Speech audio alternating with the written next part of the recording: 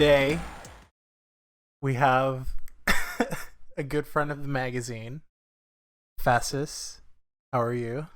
What's up? Did you just say I'm chilling. Ephesus? Ephesus? A phallus? Is it Ephesus? I thought it was I say Ephesus. Ephesus. Ephesus. But I don't know the proper pronunciation. It's not like an English word to Okay. my knowledge. It's just something I took from the Bible. I was like, Which that part? sounds cool. Ephesians. Which part is that? Well, that's like a whole book in the Bible. What's it about? I don't know. I don't know the Alright. Bible. I just think a lot of the words from the Bible look cool aesthetically. So I use them for like projects and stuff. What's your favorite biblical word? I like Yahweh a lot, but I never know where to put it in things. But I like how it looks, how it's spelled. I really don't, actually. I mean, It's that's a personal choice. You're not titling my music. Yeah, I know. So. It would be better if I did. Probably. That's like my big thing, especially lately. I keep like titling things like just 20 words per title. Like it's getting way too long. It's Yeah. ridiculous. Yeah. You need to become a slam poet and just get all that energy. Cynthia, Jesus died for our Cynthias. I nailed that. That was sick. Good on you. So that's one thing that I've noticed with your music is the titles that you make for them, Mm-hmm. which are sick as fuck. Thanks. Yeah. I agree. What is your process of coming up with? Honestly, I'm not as focused on individual titles being good. I'm really concerned about how they look in a track list. Mm-hmm. So I don't want long song titles next to short ones, or one song that's one word and then the rest are blah blah blah and or something like that. So it's all about how it looks as a whole, Mm-hmm. more than individually just naming the songs for purposes. They're usually just either phrases that I hear on TV or something, and I'll just look up synonyms and kind of say the same thing but with different words, or just words that just catch my attention. I'm like, oh, that's cool. Mm-hmm. I use a lot of things from religious stuff, a lot of Orthodox terms and early Christian terms and shit. But yeah, it just kind of depends on the project and what I'm doing. Interesting. So talk more about how you got into music production itself. What was your journey with that? For music production, I guess so. I started off just on really shitty, I guess punk bands, where we just kind of wanted to record everything, but obviously we could not afford to go record shit. So we were let's just fucking sit a laptop down and record, and whatever happens, happens. No one's listening anyway. And through there, it's just the louder, obviously, you play, the more distorted and shit it gets. And I was just really intrigued by what you could do afterwards, after the thing's recorded.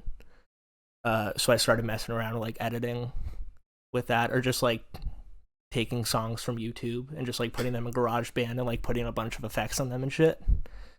And then I was oh, this is cool. I could utilize this to do my stuff, and it just kind of went from there. Have you ever taken a Chief Keef song and put it and done that? Yeah, actually, I was working Wow, on convenient. I was working on a little DJ mix that I kind of just abandoned because it didn't sound as good as it did in my head. But I took that song "War" by Chief Keef because it's so fucking sick. And it was kind of tight. I added a bunch of bass and shit, so all the coughs that he does are super distorted. It was it was really cool, but just the thing as a whole didn't sound good, so I didn't put it out. I mean, yeah. What's the excuse for the other stuff? What do you mean? How do you excuse making this music, Cole? The noise shit and well, yeah. You were just it sounded bad, so I didn't put it out. Yeah. Oh, yeah. I guess. Oh, I know what you mean. So I was trying to do it so I could make a bunch of songs and edit them and make it a big cohesive, almost like a playlist, but remixed by me and just done how I would want to hear them. And then, so I kind of just did all the songs individually at first. And I tried to just find a good way to tracklist them, or make them sequence and whatnot, and I just couldn't figure out good ways to make them flow together. if I can find ways to do it, I like or try it again in the future. Like I'm totally down to do something like that again because I really like the idea. But it's not something that I did. It for my ears good enough to put out. The titles didn't look good together. Yeah, it was really stressful. Yeah. I don't know where do you put the long, pretentious like metal thing next to the Chief Keef song. It doesn't look good together, really but it sounds great next to each other, and it's a real big conflict. So how did you go from like playing shitty punk bands to the kind of music now? I kind of got really excuse me, sorry, like disinterested in what other like punk bands were doing, or like as like around the where I was, it was mostly like kind of like post-hardcore, like Warped Tour core kind of bands, and that's cool, but that's not music that interests me, and I didn't want to be playing shows with bands that didn't really interest me. That felt kind of pointless, so I was just like, I'm just gonna make what I want to make and hope it turns out. And I mean, that's not to say that I would never like playing a shitty punk band again, because I probably would, but it did not interest me to be like just playing shows and stuff with a bunch of bands that I didn't really feel like I wanted to see. Yeah. What is it about noise music that draws you to it or interests you? I think making it? For me, it's like part of it's just really meditative. I like ambient music and stuff and like just kind of casual listening. And it's just kind of like a really, really intense version of it. I find it really good if I'm like having panic attacks or shit, because I can just like drown it all out or whatever. And then it's also just kind of fun to play around with all the textures. Like if we're talking about making it, it's really nice to choose how I can make different sounds interact with each other.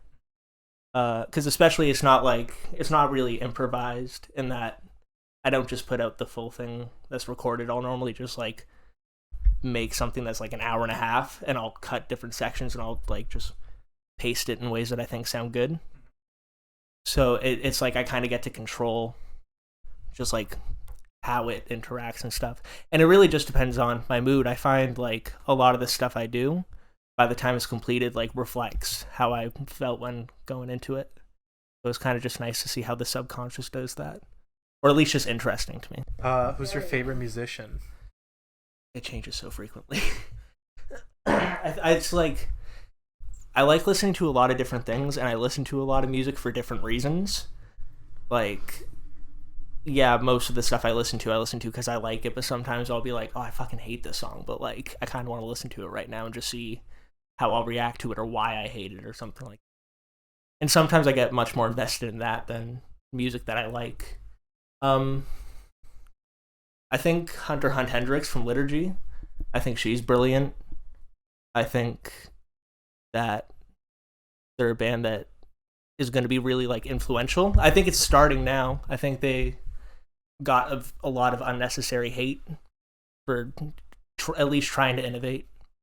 And I like that. I like musicians who are hated. Yeah, just chronically disliked. Yeah. No, just like despite any criticism, fair or not, it's just like, this is what I want to make and I'm making it. Yep. And I think I really respect how she's always just been like, well, this is beautiful to me. This means the world to me. And you really radiate that confidence in your own music as well. I think it's a bit easy because not many people listen, so it's not like I'm really, like I'm kind of just, it's easier to focus on what I want to hear when I know that I'm the main person listening to it. But I think that also kind of helps. I found a lot of the stuff that I've put out that's gotten the most attention or like positive feedback has been stuff that I just made because I was like, what would this sound like? I should try it. Or like, this is what I want to hear. I want to make something that's like this, rather than just being like what would sound good? Like, what would other people like? Because I've tried. And obviously, like, I do want to be taken seriously as an artist, and I thought that compromise was a bigger part of that than it kind of really is. How do you compare working with other people, which historically it seems like you've done and continue to do, versus working by yourself? when it comes to like music, like I'm writing lyrics and I want like beats and stuff with it or whatever, I find working with people a lot better. Sometimes it's nice to kind of have an idea and kind of be told immediately if it's not good, rather than like spend the time making it and then get connected to it and feel something for it and it suck. But when it comes to like the noise stuff, and like I'd collaborate with other noise artists and see like what could happen, and I would love to do that, and I intend to do that in the future. But when it comes to just making the noise pieces, that's something that I feel like needs to be just me. It feels very like personal. It feels much more personal than a lot of the stuff that actually has lyrics for whatever reason. Does that make it more, I guess, its vulnerability? Is that why most of the noise stuff is harder to access? I think it's just like for, I guess sometimes I'll hear like musicians say like their music is like their kids or whatever, and I get that. I don't know if I necessarily relate to the concept or agree with it, but I definitely get it. I definitely think everything I do has its own personality, and I think the noise stuff, for ironically how harsh as it is like kind of a bit quieter, and that I can just kind of slip it out and not think about it, not really need to promote it. Like, it just existing is good enough for me, and that's all it needs to be. Whereas like full projects that I've put the time and effort into writing lyrics and stuff, obviously I'm going to make a bit more of a deal, because it does take a lot more work to write like a record. And a lot of the times it pays off more, but the temporary kind of payoff is all I really need from the noise stuff. What does like your writing process look like for when you're making? It's fucking manic. It really just depends. You've explained it to me before, and I love a lot of like for the Ephesus stuff. It was just like I kind of just went in, and I was like, okay, the lyrics for the Volition EP all came from a band that I was in before the pandemic started that just didn't survive the pandemic. Rip. Yes. And then I was just kind of making drone and like ambient stuff anyway, and I had GarageBand. I understand how to use like the automated drummer and how to edit it in a way that doesn't sound like an automated drummer, or at least I hope isn't like generic enough that someone's like, this is a fucking GarageBand ass beat. But realistically, it probably is that. It hits hard though. Thank you. Yeah. It's all the distortion. But yeah, and it was just something like just in quarantine being like, I just need something to do. It's nice to have something to work on. And even like, there's so much like, there's a lot of Ephesus stuff that'll never be released just because through that like 6-month span of like starting to like, I guess now, I've just made so much just like manically for it. And a lot of it just doesn't really represent anything that I want to do, so it'll probably just stay. But yeah, it was just something that I needed to do to get through like everything going on. Do you ever get like artist block? For specific projects, yes, but not really as a whole. Like, I always have ideas. I think a lot of it is accessing those ideas. Like, I have a lot of ideas that I don't have the money to be able to do or shit like that. Right. Wait, like, what are some ideas that you have that would... I want to do harsh vocals for a free jazz band, like just improvise jazz and just like do the vocals over it. I thought about like just making records, just like hiring a bunch of like drummers that I really like and just being like, play like this, and just like finding ways to layer it and just like edit it from there. But obviously if I were to get drummers, I'd have to pay them, because I'm not gonna just be like, hey, you want to drum for free? Can you do this thing? Like, that would be bullshit. That'd be great exposure for you, bro. Yeah. Yeah, I got 41 Bandcamp followers. Yeah, Come on. I was on the you need this clout. review. Come on. Yeah. Structurally, in music composition, what do you seem to see is the biggest innovation in your opinion, or like where the future of music is headed? I think if we're gonna go for like kind of underground stuff, you're gonna see I think we're seeing like a big a feminization and a more big queer space, which I encourage, of course. I think I think in like underground music you're seeing like a really big feminization and like a big queer community entering, and I think in the mainstream you're seeing like if you're thinking like pop rock kind of stuff, you're seeing like a big 80s thing right now. Yeah. Which I'm kind of indifferent on. I like a lot of 80s stuff, and I like well-written pop music. If it's good, it's good. But, like, it's not interesting. But yeah, in terms of, like, trends and, like, the underground or whatever, like, hyperpop, I think is the biggest at the moment. I don't know how long it'll last or if it'll really last or if it'll be influential, but I think that's the biggest thing, like, underground right now. The thing that excites me is, like, typically what's, like, the genre that is pop begins to, like, it goes through this cycle where it, like, starts, and then it's, like, the classics, and then it begins to get weird as it transforms to something else. And we've seen rap kind of start in the 90s or, like, the early 2000s and get sort of mainstream in, like, the 2010s. Mm-hmm. And I'm really excited for, like, this decade to get a little bit more weird with rap, and you kind of do that. Yeah, I mean, I don't rap. I wouldn't have the confidence to rap. It's an art form that I don't think I wouldn't even come close to being able to be on the same level as my favorites. Yeah. So it feels. You have bars though. Once in a while. Yeah. You know, cut for the throat, get a good freestyle, good cipher. Yeah. But no, I mean, I'll like freestyle in my room. I think like trying to get better at being quick with words helps with writing, but I don't take myself seriously as like a hip hop mind or whatever. I listen to a lot of rap, and I think currently is probably the most innovative genre for how big it is. Yeah. But yeah, I think we're just kind of getting to a point where it's easy to make like a beat. It's easy to come up with like a catchy chorus. I think we're getting to a point where you kind of need to prove yourself as a creative.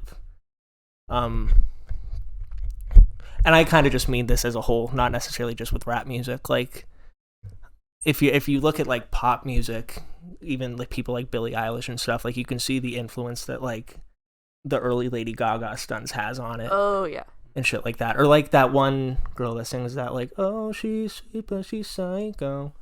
Like I've watched the music video for that, and it's like just a total ripoff of like 2010 Lady Gaga. And I think we're getting to a point, like even if it's not actually all that new or innovative, like you kind of got to prove yourself as like a character or a creative rather than just like a musician. Yeah, you have to have like a gimmick.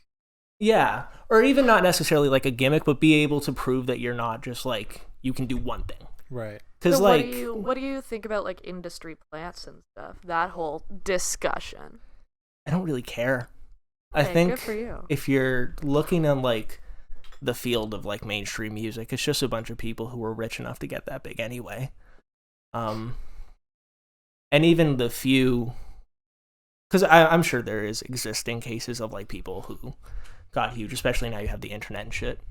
But like ultimately, go to your favorite like artist Wikipedia page, click on their parents' name, you'll find out some shit like that, right? That's just how it works. It's sad, but that's just what it is. But yeah, it's just kind of one of those things where like I can enjoy the music still because it's not like it's written with a formula to be catchy. Like it's good. Yeah. So, but yeah, I think more than ever now you kind of need to be not just like a singer or not just like a dancer or not just like, you know, you kind of got to have a multiple thing going. And sort of, I think of it a lot like the opposite of movies, because right now the trend is for like directors in movies to absolutely not have a particular style. Like every single movie sounds the same, looks the same, the coloring is the same. Whereas in music, it's kind of getting less so that way. Like even in like the rock scene and stuff, there is a demand for people to be more, like you said, innovative, because you have to stand out. There's just so many people. And I think there is a demand for authenticity and innovation that's really pushing right now, especially with the internet. Yeah. Yeah, I think the internet is kind of ruined it a bit because it's like you get bored of things so fucking easily. You know, like you see a TikTok and then you're just like, okay, that's the funniest thing I've ever seen in my goddamn life. Mm-hmm. I'm going to send that to everyone I know. Yeah. Then you scroll like 2 fucking videos and you're like, that is the funniest thing I've ever seen in my goddamn life. Can you believe that? So it's Everybody gets their 15 minutes of fame. Yeah, I find another thing that movies are kind of doing opposite the music right now is music, like song lengths are getting really, really short, but like movies are getting really long. Well, I guess there's always been like really long, serious movies, but it feels like much more common to go to a 3-hour movie for some reason. Or like shows as well. Like, yeah. It could be like movies or turned into like 6-episode shows. Yeah. And now like TV shows are getting like movie spin-offs and like TV show spin-offs all the time. Like the Marvel Cinematic Universe is crazy.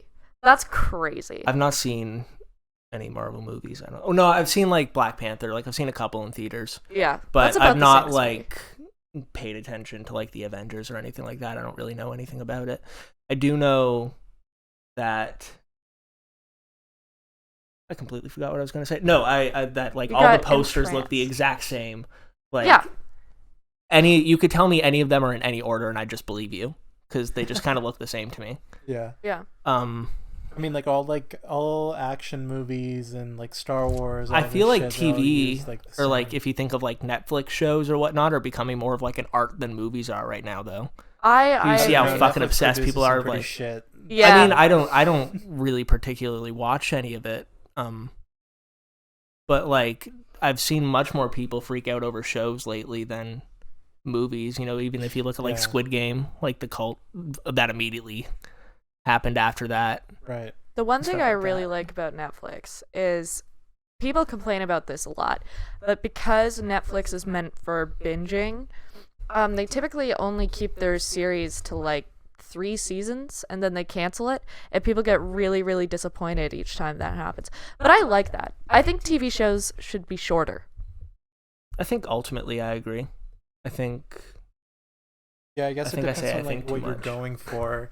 Because like there's not that system of like serialized television where there's like a formula that is like being followed. People aren't really into that as much anymore, or I feel like that's just kind of like moved to YouTube.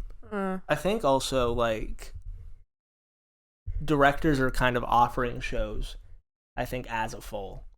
Like, this is how it starts, this is what happens, this is how it's going to end. They have it all planned out. I think most people are kind of agreeing that shows have gone on too long and are just writing a full fucking show before they just write a pilot. Yeah, that was definitely very much like a Sopranos influence. Like The Sopranos happened, and now you start. I need to watch The Sopranos. I know so many people who think it's like top tier television. I've been trying to make our mutual friend, whom I live with, watch it, and he's bored by it, and I'm very upset. A lot of my like close friends think it's like fantastic. Yeah, and I love but I've not watched it, so I can't comment. I think the Soprano memes are really funny. I kind of like that they're kind of booming right now. Anyways, beat drop. What were we missing before we were talking? What's the next question? The next question was, who would be your ideal collab? Oh, I mean, I just really like the idea of collaboration as a whole. If you don't say Melody, she'll kill you. I'll do the Melody collab. Yeah? I charge, though.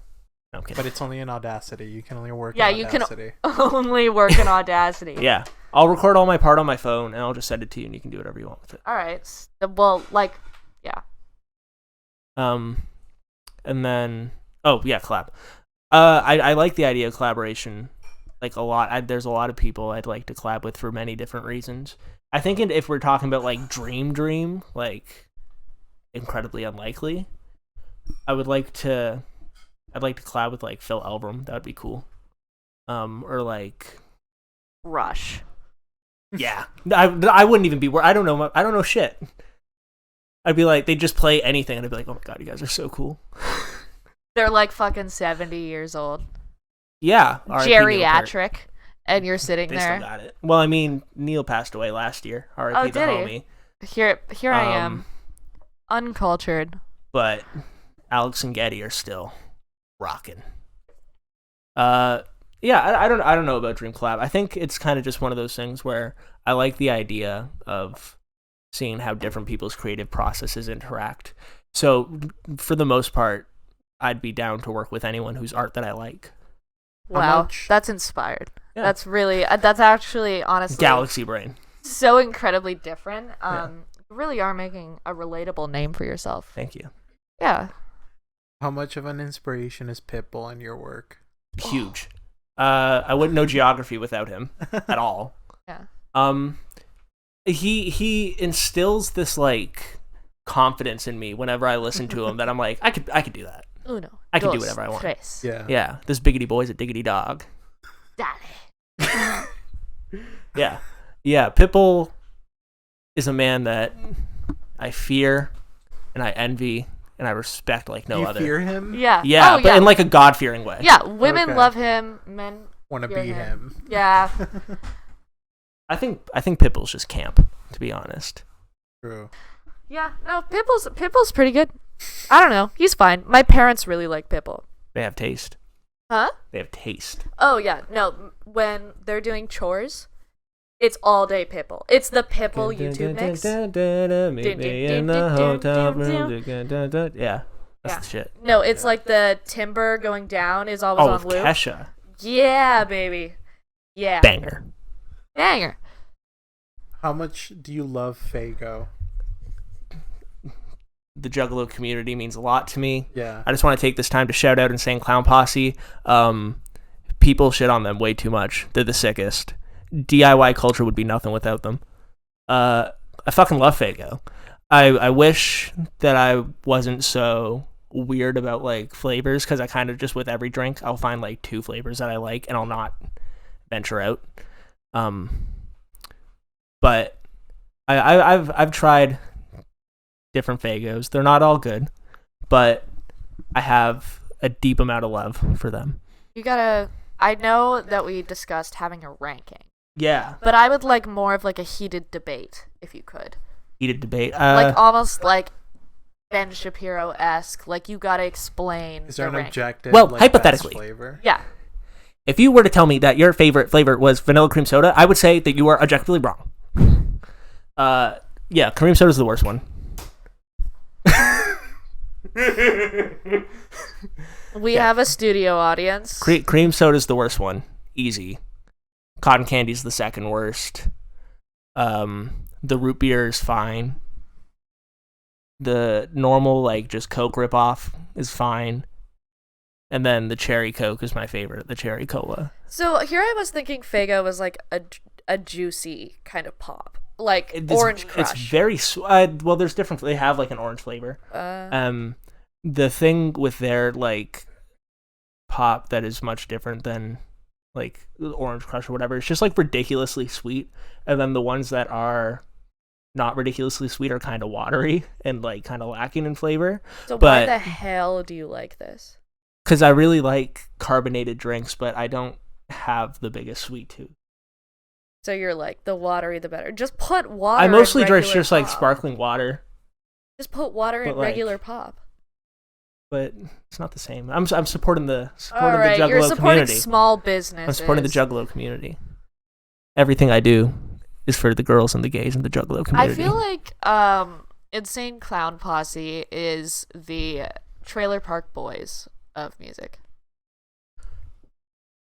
I would say that's like Ted Nugent I don't or like know. something like that. I think We could agree to disagree on that one. I think when it comes to like the whole like the way people see Juggalos or whatever as like the trailer trash or whatever, like I get it, but at the same time it's like, Well, I mean, look at you. yeah, there you go. I lived Yeah. in a trailer for a while. Yeah, Back in the day. you are quintessential white trash. Yeah, just spray my arm with a spray bottle to let it dry in the sun, Yeah. get a tan. Yeah. All the good stuff. Yeah. Yeah. What about Juggalo community? Yeah, I think like when it comes to what Insane Clown Posse's done, like they've still just do everything themselves, and like they've always just been really cool. Like they put out their I think 30th anniversary merch recently, and it was still like really affordable. Like they didn't use it as a chance to like overly profit or anything like that. They've been doing the Gathering for so long now that it's legendary. Danny Brown is a regular. Yeah. I've seen. And like, yeah, I think when it comes to just like being like an artist that's like true to yourself and just like 100% doing what you want to do and not fucking caring. Like they're the peak example of that. Yeah. And their stuff is good. All horrorcore from the 90s is corny and bad. Yeah. They're funny at least. Like I like them. They're likable. Yeah. You know? So, yeah. Horrorcore as a genre is just so incredibly hit and miss that it's not worth it. Well, most of it is Hot just like take. an excuse for people to be like super like sexist and edgy and shit. Today. Not even that, just like my ex left me and I stabbed that bitch. Shit like that. Yeah, but like I don't know. I know this is your interview, but you know what? I'm gonna hop in here. Go for it. Hot take. Give it to me. I think Misfits are like just okay. Like just okay. I think the Misfits have earned their place as I think if legends. I think if they didn't have nearly as sick album art, nobody would care. I think it's just the look as a whole like really helps, but I think they've earned their spot as like their legendary status or whatever. But I definitely think that they're overrated. Yeah. They got Nirvana-fied a little I bit. almost actually the other day just like walking around stopped in a record store and there was like a live bootleg from like the late 70s. Like $11 that I almost bought, but I ended up buying a couple tapes instead. Yeah. Tell the people Oh, what yeah, you so your purchased. tapes that- Yeah, I think they're still outside. I think they're on the Yeah, table outside. yeah. I got this like Someone that was like in Hebrew. yeah. I mean I don't know what it sounds. I'm Looks just insane. presuming that it's going to be like traditional music, and I find it very inspiring to just hear like different ways to structure, different ways that they approach things. Compared to like just predominantly Western music. Mm. Yeah. And then the other tape I got was Mariah Carey's self-titled debut. Okay, cool. Wow. Yeah, you were telling me earlier that you think she is very much worthy of being a diva. Yeah, I think she's not as overrated as people say. The Christmas music's annoying, obviously. I'm tired of hearing it. But it's like, iconic. Like, you cannot take that away from her. She is Christmas time. I mean, everyone wants that check. Imagine. Yeah. Be Like, I crazy. mean, like, Michael Bublé is, like, trying to be her.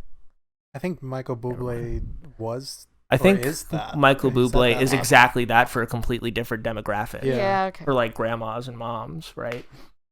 I would say I prefer Michael Bublé over Mariah Carey. I think Oh, you're fucking wrong. Yeah, no, Her- that's not. I mean, I don't like listen to Christmas music regularly, but Mariah never Carey's do. like just records. I like a lot of like the stuff she did in the 90s. Oh, before she was cool. Is she like considered cool now? I don't really know anything I'm like fucking about with her like career. I heard Always Be My Baby on the radio like when I was like 17. I was like, I need to listen to whatever this is. This is fantastic. And I just kind of started getting really into like diva music, I suppose. Who's your favorite? Nina Simone is Yep. the greatest singer to ever Fucking be brilliant. recorded. Yeah. Like the best voice to exist that I've heard. That's why I don't like it when artists try to cover her, because it's always bad. It's always going. I to do be like the bad. Shoo Shoo covers more than I expected to. I checked those out and I didn't have like low expectations, but it's just kind of like, how do you fucking hold a candle? Like I would never do Yeah. a Nina Simone cover, No. but there was a good spin on them in a way that I thought was cool. But for the most part, when it's just people like singing Nina Simone, well, a lot of what she sung were like just traditionals and like classic like jazz songs and whatnot. So obviously like Billie Holiday has like her rendition of like Black is the Color of My True Love's Hair, or like Patty Waters has hers. But I'm still going to pick Nina Simone over all of them Oh, of course. at any time. Cool. What do you have planned for the future with your work? So the second Ephesus EP is done being recorded. Just needs to be mixed and mastered, which I believe is happening next month. But nothing's rushed, nothing's overly forced, and working on like a one like kind of big full length Ephesus release, and I'll probably kind of move away from that project for a bit. I've started a project with my good friend Ben. I'm not gonna give away too much, but I'm very excited, and I think it's some of the best stuff I've done, if not the best stuff that I've been a part of. Shout out Ben. Shout out Ben. Yeah, honestly, I love you, Ben. Yeah, we haven't met Ben, so he's Ben is a not gem. present. I love Ben. But, Ben is very like he just wants to like get drunk and play Mario Party with people. oh my god, he would fit right in. Yeah. Um, Shout out Ben. Yeah. Yeah. Well, good for you. We're excited. We're excited for you. I'm excited. I'm really looking forward to a lot of the future endeavors. We are very excited to hand out the new album to charities. Yeah. Value Village is gonna get a fuck ton of tapes. Many copies. Yeah. I've considered just like sneaking in places and just like Yeah. kind of pushing them in, and I know a few artists that do that actually. I mean it's smart. It is smart. Well, I don't know if it's actually smart, because if no one knows you, no one's gonna. But people Well, like to be curators. You gotta and have they really good like album to art. be. They like to find something different that nobody else has Yeah. ever found before. If you can make a story out of yourself, Yeah. you're gonna get a more Yeah, loyal for sure. fan. Do Yeah. you wipe? Ooh, You know, I don't think so. I mean, like, I saw you when you got up while we were doing intermission, and like you left a stain like on the couch. So yeah. Yeah. I would like to take That's why my I'm Fifth covering Amendment my law nose. right now. I would like to use my Fifth Amendment, and I would like to not answer that question. Born to shit, forced to wipe, as they always say. Yeah. Yeah. True libertarian. Yeah. I'm a Redditor. Okay. Catch me in the subreddits. Catch me on 4chan. Have you seen? Don't catch me on 4chan. Have you That doesn't seen exist. r/free pissing? I feel like you'd fit in. No, but It's it sounds great. really funny. It's great. It's where People just piss men- freely. yeah, they piss all over public bathrooms in order to do the most property damage possible, because they get hard at the idea of making janitors clean up after them. And they videotape it. And so I've seen like peeing on changing tables, peeing in the supply closet so that they pee on all of the toilet paper to restock the toilet paper, and then they pee on all the individual toilet papers. It's all very, very brilliant. It's avant-garde. It's I feel like one of those things where it's like as an act of quote unquote rebellion. It's like that's something that I'd like to be like, hell yeah, but Get yourself. no, to just like, because that's kind of like, I don't, in my head I'm just like, yeah, like fuck a business, go piss freely, but at the same time, like, who has to clean that up? That sucks. But that's the thing though. It's all to get back at Big Janitor. Big janitor. Yeah. the real pandemic. Nobody's talking about the big janitorial I'm not waste and afraid to go sanitation there, services. All these liberals afraid to talk about the real issues. Let me tell you about Big Janitor. Yeah. I'm gonna upload a 10-minute video from my truck. With the sunglasses and the hat. I have the sunglasses in the hat. Yeah, I know 'cause you're think not it's wearing the funny. sunglasses right now, but you should change your artist profile on Spotify. By the way, Ephesus at Spotify. Yeah. To just be like the conservative, like dog signal profile picture. You just make a my Punisher. make my fan base like just like 40-year-old like, oh, back in the day we weren't so offended by this is real edgy music. Yeah, you need an Yeah, album that kind of thing. titled Triggered Yeah. with Yeah. the censored tape like over your mouth. No, the album cover is just like a notes apology. That's funny. Yeah. That's good. That's a good place to end it, I think. Do you have anything to plug? You can go to ephesusofficial.bandcamp.com. Check out, I have an EP called Volition. There's a Sick. single out called The Wielder of Executive DEVOURMENTAL Power. And there's some noise releases out there, which are really cool. The Ephesus stuff you can also find on just like streaming services. If you want to hear the noise work, you have to go to Bandcamp. And buy me a coffee if you want to. Yeah, that's good. Hell yeah. Bless you. Bless you. That's a great way to end it. Yeah. All right. Thank you, everyone. So. And this has good night. been The Eclectics Review. Farewell, everyone.